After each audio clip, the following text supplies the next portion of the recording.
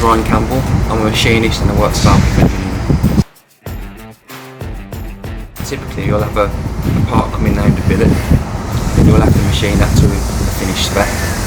You'll have a drawing which you work off, and then also a program which you go off as well, and then it's your responsibility to ensure that the program's correct, add the tooling to the machine, and then prove the first one off, which is called a first off, and then machine it to finish the spec. Partly, typically the programming is done by my boss, but it's still my responsibility to read through the program, ensure it's correct, and alter the offsets accordingly.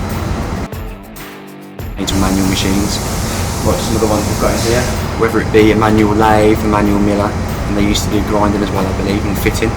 And then from there typically progress onto the CNCs, which is perfect because I've got CNCs in the other factory which we'll go around to later.